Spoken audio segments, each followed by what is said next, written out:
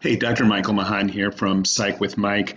And you already know that Psych with Mike is available anywhere that you get your podcasts. But I just wanted to let everybody know that we also do a video of the show that's available on YouTube. So you go to YouTube, search Psych with Mike, you'll find the show. And even if that isn't your primary way of accessing Psych with Mike, I'm just asking everyone, please go to YouTube and subscribe to the show. So search YouTube for Psych with Mike, find the show, and then just hit the little subscribe button that's in the lower right-hand corner.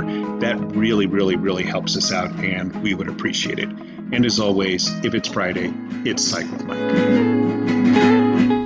Heliocentric?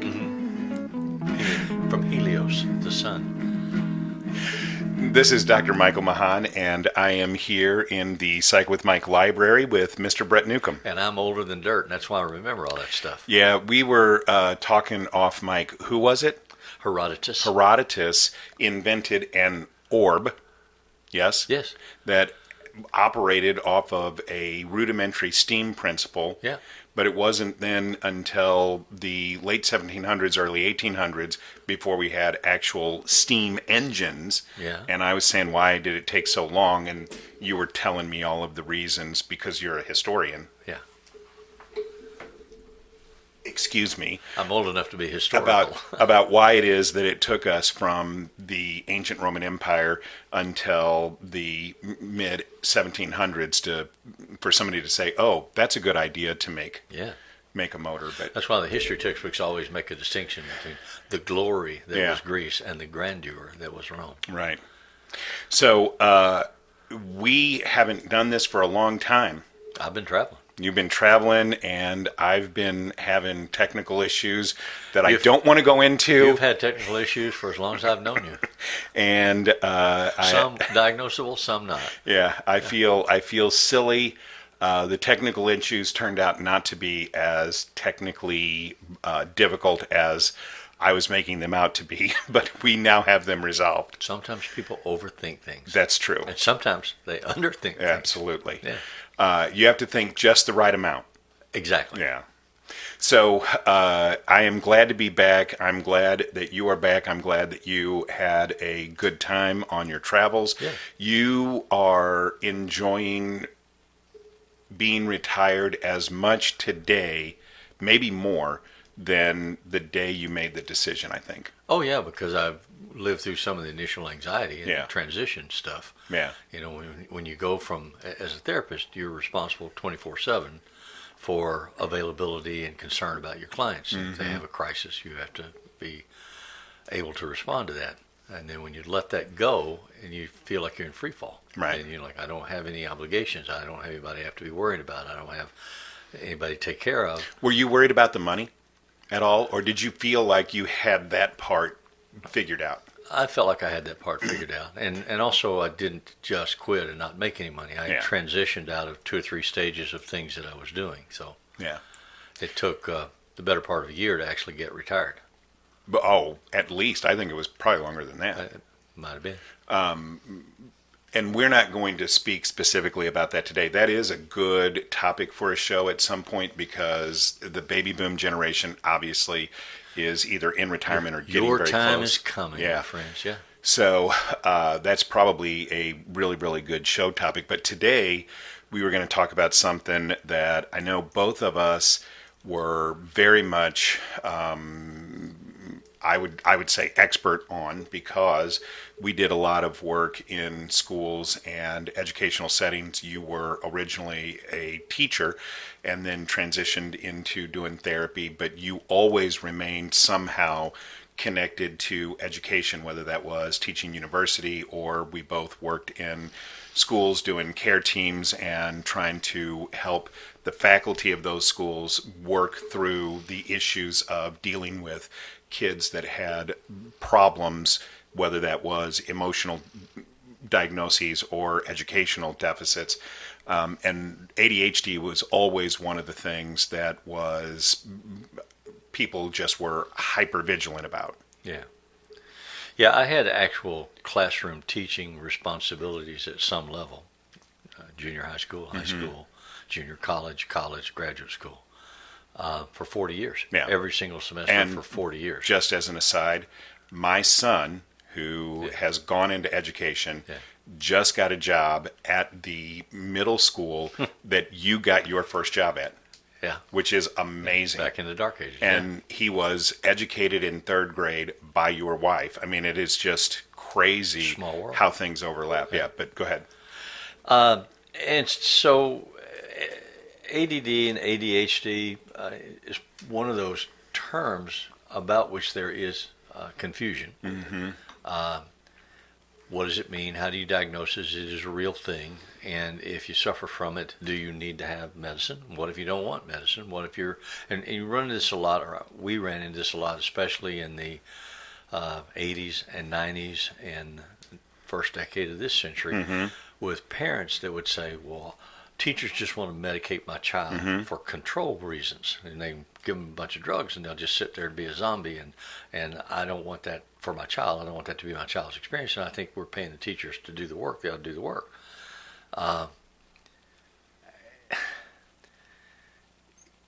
It is a delicate conversation to have to suggest that perhaps medicine would be beneficial. And it's an easy answer. You can try it. You can try the medicines for ADHD, and if it's the right medicine for the right diagnosis, you will know it almost immediately. Right. And your Absolutely. child will be able to say. I had so many kids say, when I'm on my medicine, I don't hear the noise in my head. My head is always making noise. It's always talking to me, or there are sounds. They're not on their medicine. Sometimes they make sounds. Boop, boop, boop, boop, boop. It's interesting. But it's frustrating as a classroom teacher. And you're trying to help this child learn whatever they're supposed to learn, including socialization, how to get along with the kids in class and with the other kids in school and the adults in school, how to interact in appropriate ways, how to have impulse control, how to focus their attention, how to complete tasks, how to sit more still. So then you get into the debate. So let's take one step back, though, and let's define, in case anybody, for any reason, doesn't understand, doesn't know what we're talking about.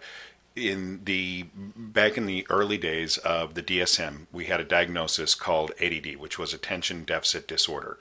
And basically that was used to define individuals who did what? Because you would have been a classroom teacher when we were seeing this in children and started to develop the diagnostic category. So for you, in a classroom, what did an attention deficit disordered child look like? So there are two or three appearances that you'll see. The hyperactive child can't sit still. Right. They fidget, they drum, and that's they the tap, kid who's making noises and bouncing in his chair because they need some kind of stimulation that their moving brains. around, standing up, going to the trash can, standing up, going to the pencil sharpener, standing up, going to some other kid's desk. I need to sharpen my pencil. He goes back to his seat. He breaks the pencil. I need to sharpen my pencil. Yeah, and there are distinctions of gradation that you see in grade school that you don't see in high school, in part because of the answer, which is you have to learn compensatory strategies. You learn how to modify what you're doing. Sometimes you need medicine to help you with that, and sometimes you don't. But so you get all these fidgety, active, hyper arousal kinds of behavior that are not an all-in-one diagnostic easy label. It could be caused by other things that are going on. So there are overlapping criteria that fall into different categories. So then you need to evaluate. You need to have somebody that's trained to make a diagnosis. And school teachers all over America are told by their school districts, never, under any circumstances, ever suggest that a child is ADD. Because if you're our representative, the school district, if the school district says this child has an educational problem, then the school district becomes responsible for some of the cost of treatment and correction. So you don't do that. You say, well, I wonder if you've ever considered that this might be a possibility. Perhaps you could go to your doctor and have it checked out. So then the doctor makes the diagnosis, and the parent comes back and says, well, yeah, he's ADD or ADHD. Then the school district's not on the hook for anything other than 503B or individualized learning plan or treatments for accommodation, whatever that may be. But they're not on the hook for the cost of medications, therapy, treatment. That's all somewhere else. But as a classroom teacher, you see these things, and more predominantly in boys than in girls for the hyperactive part. So the boys seem to have these surges of energy where they have to reach out and poke somebody, or tap their pencil, or throw a paper airplane, or spit wad, or they got to do something. Now, how much of that is just a boy being a boy and developmentally challenged by sitting in a classroom seat for 6 hours a day, trying to walk in line, trying to be quiet on demand, trying to complete assigned tasks, be task focused. As a teacher, you're trained. You've got 30 kids in your classroom. I taught high school for 20 years. I taught junior high for about 5. You are trained to come up with a lesson, whether it's your lecture, whether it's a reading assignment, a written assignment, a movie assignment, whatever it is that you're going to be doing in class today. You need to come up with one that'll occupy 40 kids, so you have 40 kids in your classroom, for 45 minutes of a 50-minute class hour. So that gives you about 5 minutes to check the roll, say hello, what's going on today, and it's time to pack up, it's time to get ready to go, blah, blah, blah. Well, that's a real challenge in and of itself. You have 40 different kids, boys and girls, at all ability levels, because they don't let them ability group the way they used to. And you have to find a way to try to get them to participate and to learn. Do you, and this is just so we have the hyperactivity side, and then we have the inattentive side, and both of those overlap, and both of those can look like parts and aspects of the other, so it really takes a professional to make that differential diagnosis. But my aside comment is, you taught in a time when recreational periods were still worked into the classroom schedule. Not at the high school level. Not at the high school, but in the junior high school level. You still had recess and things like that, right? And physical education, you still had a lot of PE and things like that. Do you think that kids suffer when they don't have those as a part of the daily curriculum? Yes, and I think adults do. I think it's important to get 60 minutes of physical activity every day if you can, doing something. And if you work in a system that allows you the flexibility and the freedom to take breaks, and this is one of the things we try to teach families that have kids that are ADHD and have trouble focusing and staying on task, is teach them to take breaks. Right. So if you've got an English assignment and a math assignment, set a timer. You recommend people use timers all the time, and the kids that have the issues hate the timers, but they help, and the families love them. So you set your kid to his homework table to do his English homework. You set a timer for 15 minutes. When the timer goes off, then he needs to do something physical. He needs to run around the house 3 times. He needs to do 20 push-ups. He needs to do jumping jacks. He needs to do something for 10 minutes. Then come back and sit down and set the timer and either continue the English or move to the math. And in my experience, it's really, really easy to get people to set the timer and take the break. It's really hard to get people to come back and refocus. Absolutely. And whether that's because the parent isn't going to take the responsibility for monitoring the child, so the child goes off, starts playing a video game, runs around the house. It's an hour and a half later. People say, "Did you get your homework done?" Well, you didn't tell me. That my time was up. So it's really easy to take the break. It's really hard to be able to come back and refocus. Discipline yourself to come back and do it. So you really got to get that down. Once you get it set as a habituated behavior, it's easier, but that really does take some parental supervision. And parental training. Yeah. Because as you said, parents get involved and live their own lives. So often they would come into counseling and be frustrated and angry, and they would have had a horrible fight with their child, or they would have severe consequences for inappropriate behavior or unacceptable behavior. And you explore the conversation, and it's like, well, I told Joy to get ready for bed. Right. And, he went off in the other room. And what you try to teach parents to do is make sequenced instructions. Do one task, come back and check in. Right. So put your books in your book bag, put it by the door, come back. Put them in the book bag, show it to me. Go put it by the door, come back, stand here, and say, now what? But if I just say, get ready to go to bed, and by that I mean put your books by the door, brush your teeth, put on your pajamas, put away your toys, go to bed. And that is actually a really important point, whether we're talking about a child with ADHD or not. Yeah. Just children in general are not always able to read their parents' minds. No. Well, parents aren't even able to read their minds. They don't think it all the way through. Right. But so then the parent would say, get ready for bed. And the kid leaves. Or the parent would even say, go brush your teeth. Mm-hmm. The kid goes to the other room. He sees a dust bunny in the corner. Mm-hmm. He sits down to play with it. 3 hours goes by. Mm-hmm. The parents have been busy doing the dishes, starting the laundry, watching the TV show, finishing the paper, talking to the husband or the wife, and all of a sudden they discover the kid in the next room playing with the dust bunny, and he's never brushed his teeth or gotten his pajamas on. And then they go berserk. Mm-hmm. And it's like, what are you doing? You're a rebellious, disobedient, awful child. And it just contaminates the whole family dynamics. It's just terrible. One of the things that I always told people in therapy, always do tell people in therapy, is that we experience the world through our own prism. And it's difficult to understand that there are different prisms. But there are radically different prisms between being an adult and being a child. And the reason why Sesame Street was originally constructed the way that it was in its flow was because the Children's Television Workshop did a bunch of research on the attention span of children, and what they found was that it was about 30 seconds. So the average for their age group between, kindergarten and second or third grade was about 30 seconds. So older kids have a little bit longer attention span, younger kids have a little bit shorter attention span, but that's why it's broken down into 30-second segments, and they do 1, 2, 3, 4, 5, 6, 7, 8, 9, 10, and then it goes to a real quiet section of walking down, Sesame Street, and then it goes to a real loud section and where the colors are real bright, because you change the stimulus every 30 seconds to recapture the child's attention. And parents don't recognize that in their own home, you have to be aware of what the attention span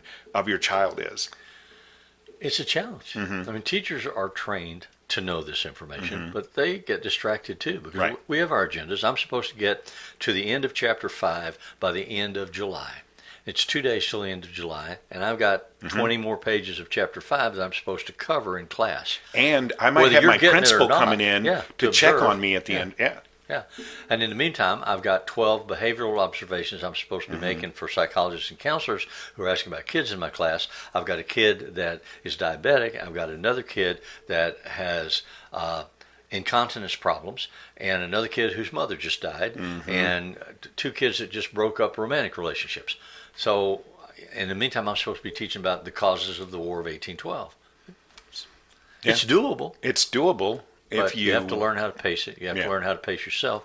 You have to have some patterning concept for how you achieve what you try to achieve. Right. And so we started the conversation by, let's go to our break, and when we come back from the break, we'll pick this up. All right. Hey, Brett. Yes. What's your favorite thing about Psych with Mike? The opportunity to engage in mental gymnastics with you. Wow, that is really powerful. So, it's fun. Do you think that that's beneficial for other people? I have no clue. I would hope so, but I have no clue. So people should write us and let us know. Yeah, that'd be nice. That would be great. Especially if they agree with me. As always, if it's Friday, it's Psych with Mike. Okay, we're back, and we started the conversation by talking about medicine, and I think it's good to go back and revisit that, because you rightly pointed out that sometimes we medicate kids and it's the right thing to do. Sometimes we medicate kids and it's not necessary. Or the right medicine. Yeah. I mean, it's a spectrum. And the reason why medication is effective is because we do actually believe that there are brain circuits that are involved in this, that this is a real thing. ADHD is a real phenomenon. It may not occur as often as people colloquially think, because it becomes a catch-all phrase, right? Right. Any child who does things in a classroom that we don't nerves, like, you must be ADD. Right. But there are ways of being able to test for that. And so if you take a child to a psychologist, then that individual will do academic testing, they'll do certain behavioral tests and checklists, and there are actual ways. There's what's called a TOVA, which is the test of variables of attention, and there are very, very defined and clinically corroborated ways of being able to diagnose ADHD, and if that is an actual legitimate diagnosis for that child, what we have found is that you can do one of two things. You can behaviorally try and modify the child's behavior, which is you learn compensatory mechanisms to be able to cope, or you can medicate, or you can do a combination of those things. Right. And for the children that ADHD is a real thing, medication can be a godsend. Well, in the argument that I would make with parents is, if your child truly has ADHD and they cannot control it, and they're surrounded by other children who get angry because Joey always makes noise, Joey doesn't know how to play, Joey throws a fit, Joey interrupts constantly when I'm trying to tell you something, I don't like Joey, I don't want to be next to Joey, I don't want to have Joey on my play group or my study group. And then the adults also project negative auras onto this child. So this child gets from important people in his life, teachers in a classroom, teachers in a school, even if it's not their teacher. All the other teachers will say, oh, watch out for little Joey at recess because he's going to create a problem. That child has to bear the burden of all that negativity in terms of developing their own self-esteem. And it's harmful to them to not, if there's a tool that you can use to help them fit in better and not set off negative vibrations in others, then they have an opportunity to develop a different self-esteem level and develop a different sense of self and have other people respond to them with warmth and acceptance and nurturance that would be rejecting if it weren't for the medicine or the compensatory strategy that taught them how to do it. So did you ever have like a go-to thing that you would try and teach kids that you thought maybe had some issues with ADHD? Yeah, it would depend more if it was which domain. Was it hyperactive? Yeah. Was it inattentive? Was it a combination of both? I've already mentioned one, use a timer. Yeah. Another one would be having the ability, and this again is a challenge in classrooms, to go to a self-timeout. Right. Go to a study carrel. If you can't focus, you can't pay attention to what you need to do, it's pumping through you so much you're going to act out and get negative attention. Get up and go to the study carrel. That's voluntary, not disciplinary. You're not being punished, you're not being excluded. But it may help you to recenter and refocus if you go take a little break in the study carrel and then come back. Right. And the teacher kind of monitors that, and they'll check in with them and say, you're ready to come back, or what have you. Another thing teachers can use, like red, yellow, green. So if rather than call you out and say, Michael, you're getting on my last nerve, put that pencil down and don't tap it. Or you quit bothering Jody. I'll just hold up a green card. Right. If you're doing nice things, if you're behaving appropriately, if you're doing what I want, I give you a green card. You can see it. I just do it. But if you're getting on the edge of it, I'll give you a yellow card. And if you've gone too far, I'll give you a red card. After you get the red card, just like in soccer or rugby, after you get the red card, then you may have some removal consequence. So, and the whole idea there is similar to what we were talking about with Sesame Street. It's changing up the stimulus input for the child, and it doesn't matter whether I think we assume that everybody who has ADHD is looking to get more stimulation. And sometimes that's not true. Right. Sometimes they're looking for less stimulation. And so just changing up the stimulation, moving from the classroom, which has a lot of voices in it and maybe a lot of things going on, even if it's a very calm classroom, you move to the study carrel where it's more isolated, there's less stimulation, the child can refocus and then can rejoin the group, and it's actually then a positive because he wants that more stimulation because he just wants the change. So there are also issues, and God bless elementary teachers. They do such an incredibly difficult job. High school teachers couldn't do their jobs if it wasn't for the work done by elementary teachers. Absolutely. One of the things that elementary, kindergarten, first, second grade has to teach a child is how to line up in order, in class, line up to be ready to move through the halls. Because if there's a fire drill, if there's a fire, if there's an accident of some kind, if a tree falls on the building, you got to get kids out of the building safely. They have to know how to do that, and you have to be accountable for knowing where every child is. So you work on teaching kids to line up. And then you work on keep your hands to yourself in line. Don't talk in line. Go quietly down the hallway. Stay on this side of the hall. Don't be messing. Don't be waving to the kids in the other classroom when we go by. All that kind of stuff. And it seems so stupidly crazy and frustrating, but it's really important. I have a confession to make. Yeah. I can remember going to my children's elementary school where your wife was a teacher. And they would have the kids before the day started lined up in the hallway, and they would go in, single file, and they were doing exactly what you're saying. And I would look at that and I would think, why does this have to be so Nazis, turn them into soldiers. They can't, exactly. And then it wasn't until later that I really started to realize that there's actually an exercise there. I didn't know it at the time. Yeah. Well, that's one thing parents learn too. A lot of times that you're busy teaching your child, they're not learning the lesson you think you're teaching. They're learning something else. And usually it's about you and what works for you in terms of their manipulation of you. Right. They're always learning something. How to set you off, Right.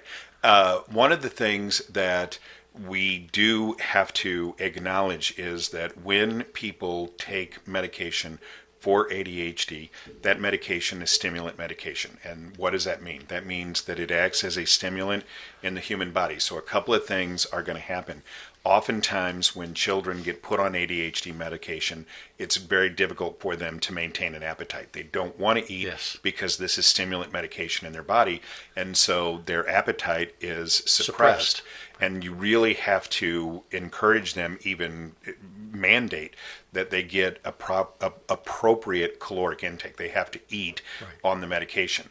Most of the time, if a child needs the medicine, they won't want to take the medicine because it changes. So these are mood-altering drugs, and we're giving them to children who are very young, and we need to be aware of that.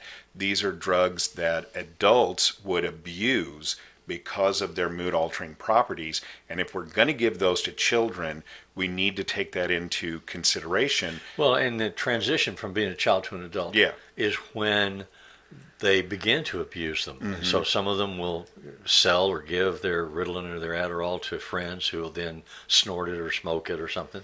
They get high because they use it. So Adderall or other stimulant medication is the number one abused medication on college campuses today. Right. So they take them because they're performance enhancing. And you can stay up, you can study longer, and we have kids who rightly have prescriptions for these medications. They go into college and people say, "Oh, I'll buy that from you." Right. And kids say, "What? I can make money off of this." And then it becomes a thing that they get caught up in and they didn't intend. Well, they may, because again, they don't want their appetite suppressed. They think they're more genuinely themselves when they're not on it. They may be more than willing to say, hey, it's finals week. You want my Ritalin? You want my Adderall? Give me a little money and you can have it because I'll be okay. Well, then they're not necessarily okay in terms of their ability to function. Right.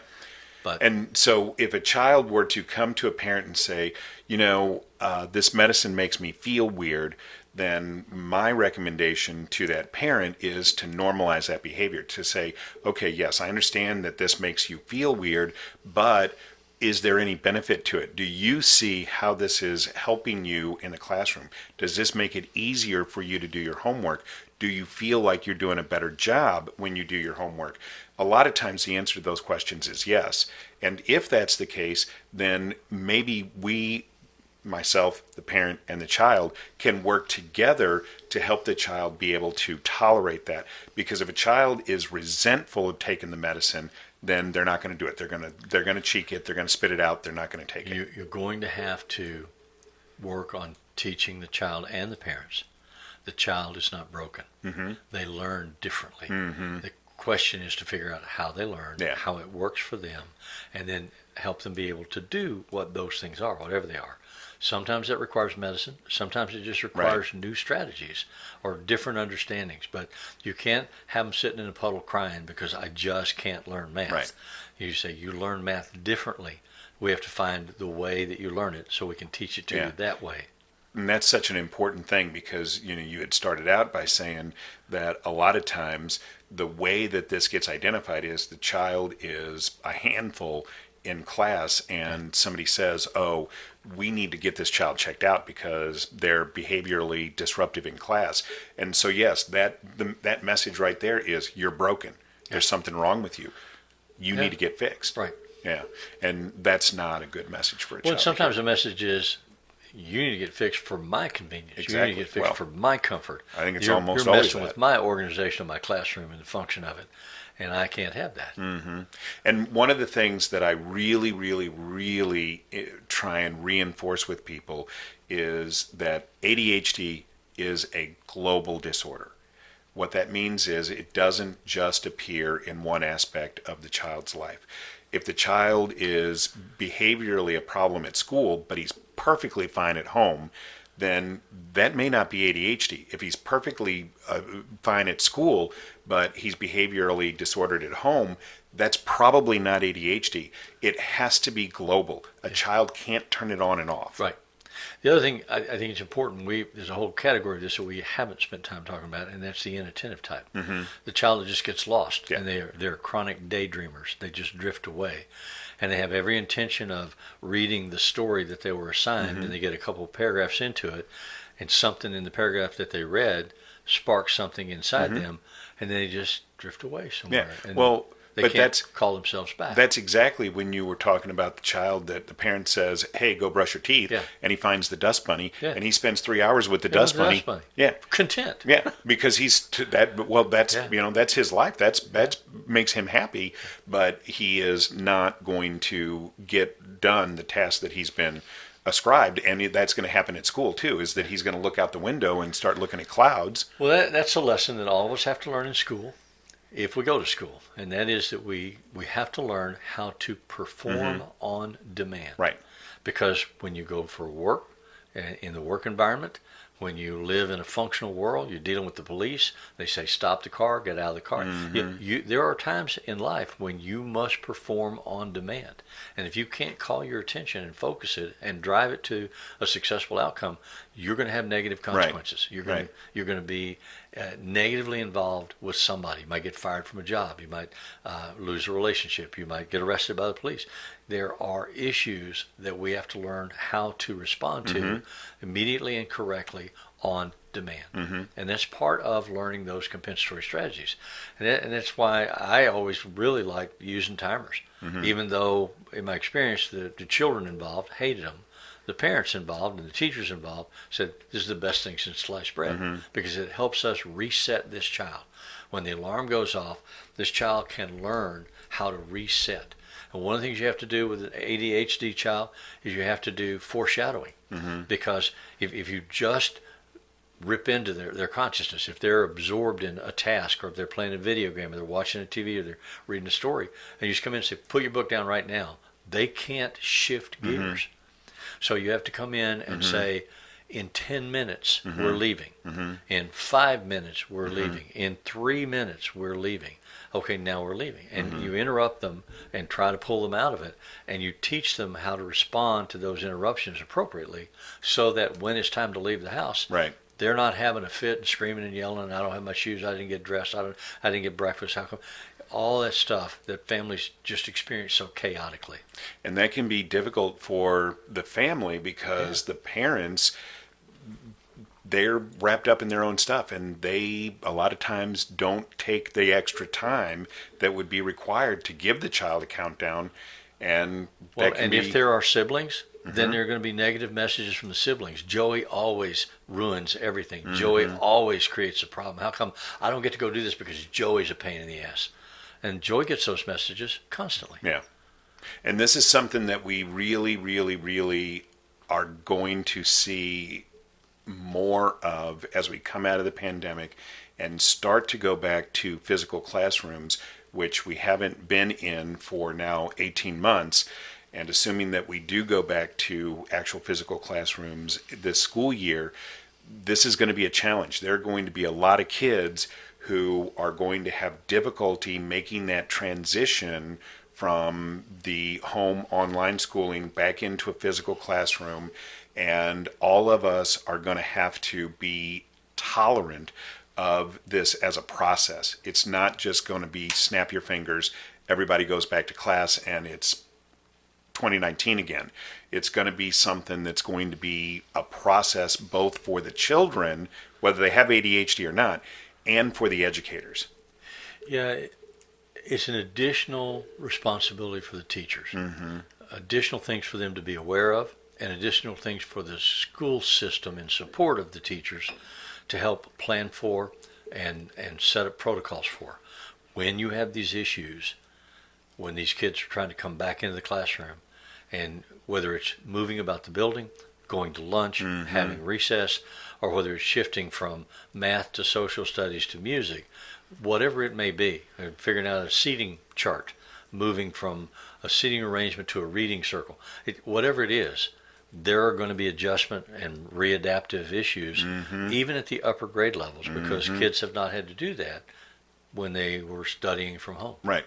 My hope is that people in authority positions of the schools are going to be able to be tolerant and recognize that, standardized testing and things may not be the most important thing. Well, but some of those are mandated by the state. I know. So then you got the state legislature saying, you have to do this in the week of April the 12th, no matter whatever else you're doing.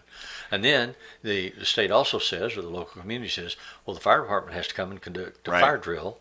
And then the volunteer associations are doing a candy drive. I mean, there are all these other intrusive aspects. I am all too aware of teaching in school that have nothing to do with teaching in school. And those things are on the calendar and may seem immutable, unmovable, and that can cause us to not be able to be tolerant. But I just hope that we find ways. My hope is that people, as they get ready to go back to school, are talking about this. Ideally, administratively, the management of the system will be talking about this and thinking about this in terms of how do we support our staff to help them be successful.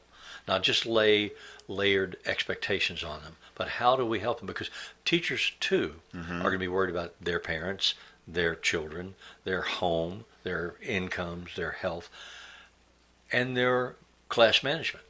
So how, as a system, can we support our teachers so that they can support the children in their classrooms and everybody can have a positive outcome? And if there are people in the audience that are listening to this that are teachers or are administrators, and they're thinking about these things, or they're having conversations with their faculty about these things, we would love to hear from those people what they are doing or how they are thinking about it. What works? Yeah, if we get some feedback on that, then we will certainly revisit this and include that in another episode, because I think that coming out of the pandemic, for me, that is a real issue. As I said, my son is going into education, and so he's going to be a brand new teacher coming out of the pandemic.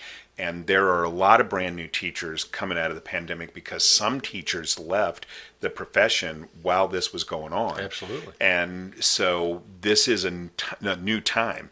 And I think that the more that we think about, as you said, giving the classroom educators the skills and the opportunity to be successful is going to be the extent to which we see this as a smooth transition or not. And again, it's a global issue, but it's not a global reality. Right. So if I've got a first grade classroom and I have issues about how do I keep kids 6 feet apart, how do I check the ventilation in the room and the air conditioning in the room to make sure that the breathing cycles are where they need to be? How do I monitor every kid's health? How do I see if they're wearing masks, if they need to be wearing masks, and are we wearing our mask? How do we transition to the bathroom twice a morning for the whole class and get them back into class and get them? And in the meantime, I'm supposed to be teaching second grade math. It's just it's more complicated than many people realize. There are a lot of balls that have to be kept in the air. Yeah. So hopefully that was beneficial for people. Again, if you are a teacher or an administrator or a parent and you have ideas about this particular subject, if you send those to us at psychwithmike.com, we will definitely look through those and revisit this in a future episode. As always, the music that appears in Psych with Mike is written and performed by Mr. Benjamin DeClue. And as always, if it's Friday, it's Psych with Mike.